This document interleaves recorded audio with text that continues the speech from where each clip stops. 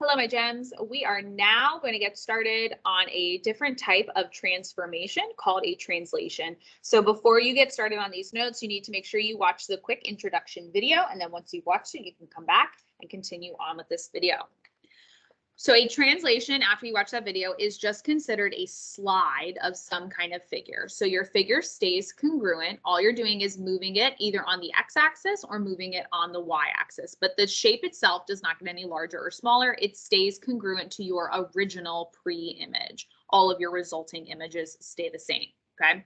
So for this first section, we're going to perform a translation while graphing. We're going to jump straight to number 2.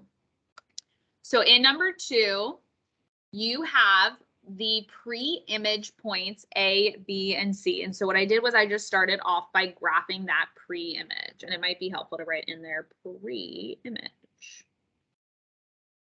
Okay, what I want you to do is to translate this figure by moving it 4 units to the left and 2 units down. So I'm straight up going to count 4 to the left and 2 down for each point individually. So point A, 4 to the left, 1, 2, 3, 4, and 2 down, 1, 2. This is A prime. Same thing for B. 1, 2, 3, 4 to the left, 2 down, B prime, and C, 4 to the left, 1, 2, 2 down. Here's C prime.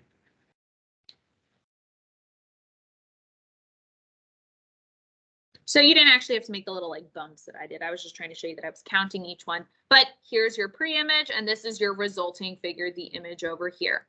My coordinates of the points are as follows. So A prime is -1, +3. Point B is at 1, 0. And point C is at -4, -1. So we moved our picture 4 units to the left, and we moved our picture 2 units down. Now, when you're moving on a coordinate plane, if you're moving to the left, that means you are subtracting. So we're really subtracting 4 from on our x's. And by moving down, we are again subtracting 2 to go down. So when we write a coordinate rule for a translation, we write it like this: x, y yields or becomes. So notice that it's the same, just like a reflection like we did before. We always start with our original pre-image, and then we're just writing how much did our graph shift by. So since we went to the left and right have to do with the x-axis. The up and down have to do with the y. So since I went to the left on the x-axis 4, I do x -4. And since I went down from my original down to this one, down on the y-axis, I went down by 2. So it's y -2. So left or right is always going to be your x. So x moves left and right. And your y will move you up or down.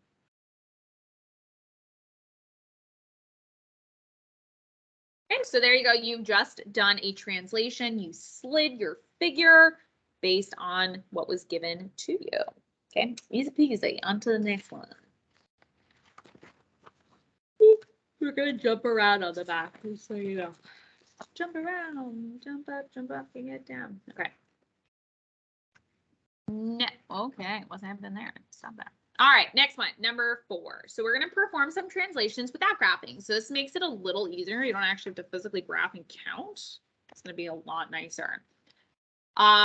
Okay, so we've got x, y yields x + 2, y -7. So the first thing that we're going to do is describe in words how our pre-image is translated. So x + 2, x-axis is right or left. Since this is a positive, this means I'm going to the right 2. And then y -5, remember y's are up or down. So -5 means you're going to go down 5. So all you have to do is take all of your x values and add 2 to your x values, all of your y values, and subtract 5 from them, and you're done. So all of my x values, I'm going to do all my x's first. Here are the x's.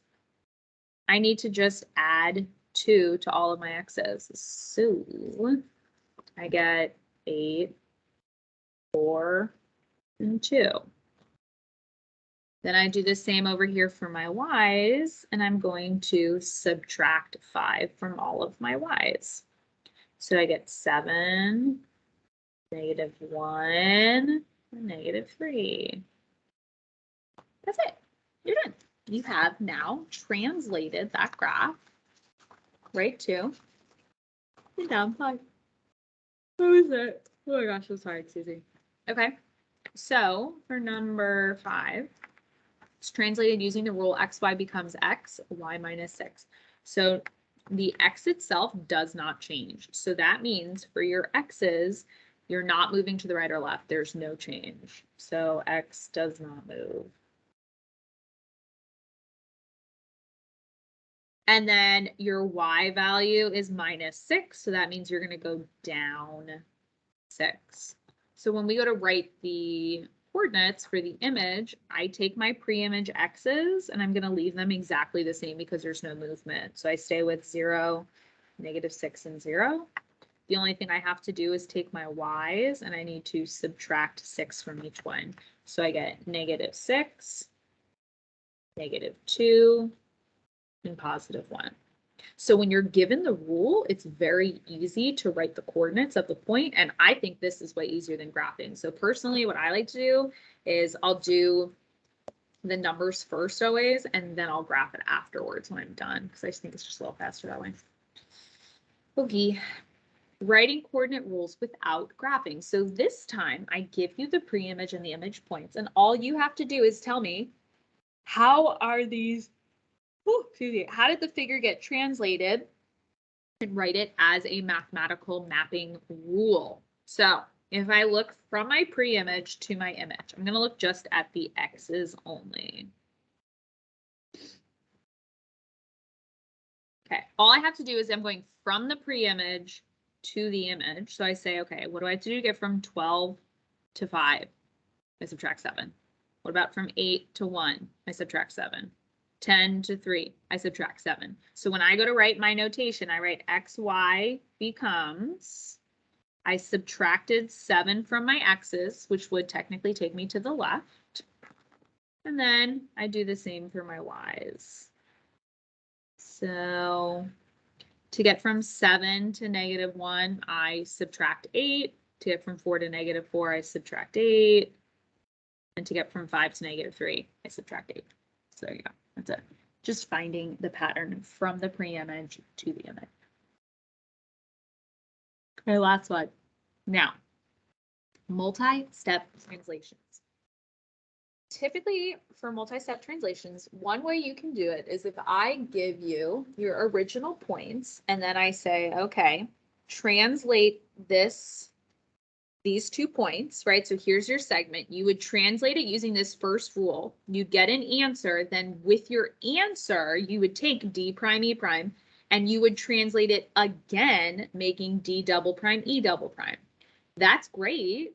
And you can do that, but it's going to be a lot of work, especially when I start to give you 3 rules or 4 rules or 5 rules. It's a lot of work to do each one individually. So what I'm going to do instead is show you a little bit of a shortcut. So here's what you can do.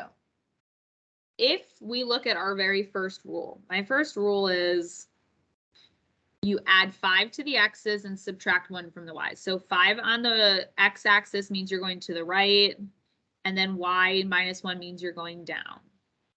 My second rule is that your x is subtracting 4, which means you're going to the left. And then y just stays the same, right? It's not moving because there's nothing with it. So if you think about this logically, if you were to go take a point and move it 5 to the right and then 4 to the left, in total, it's only moved 1 space to the right. If you go down 1 on the y and then you don't move for the second one, well, then your y is going to stay going down by 1. So instead of trying to write these coordinates and then write them a second time, I'm going to take these 2 rules and combine them together to make one kind of overall rule. So what I'm going to do is I'm going to take x plus 5 and y minus 1. And I'm going to combine that with x minus 4 and positive y. So that means, again, we said if you move 5 to the right and 4 to the left, in total, you're really just moving 1 to the right. And if you move 1 down and then you don't move anywhere else, you're still going 1 down. So this is my overall rule for the whole thing. So what I can now do is this. My original point I start with is D is 2, 5. If I follow this rule, I get to skip this first step and I get to jump right down over here to get D double prime, E double prime. So if I follow this rule, it now becomes 2 plus 1 is 3. 5 minus 1 is 4. So D double prime is 3, 4. So I skipped that step. I then can do the same thing for my E. My E was originally 5, 9. And so if I follow this rule, 5 plus 1 is 6. 9 minus 1 is 8. So I get 6, 8 for my final piece. And again, it just cuts down on you having to do the same process multiple times. So for the last one, for number 9, let's just write our overall rule. I have to combine together. See, now there's 3 rules here. I got to combine together all 3 rules. So I have x minus 3, y plus 6, x plus 6, y minus 3, and x, y plus 2. So I'm combining, which means I'm adding them all together. So if I move to the left 3 and then to the right 6, and then I don't move anymore, I'm really going to the right 3. And if I go 6 up, then 3 down, then 2 up, I'm really going y plus 5. I'm going up 5 overall. So if I go back to my original point x was negative 10, 7. So instead of doing 1, 2, 3, so I got 3 tick marks to show it's the third one. Instead of doing 3, I can just skip to this final answer. So negative 10 plus 3 is negative 7. 7 plus 5 is 12.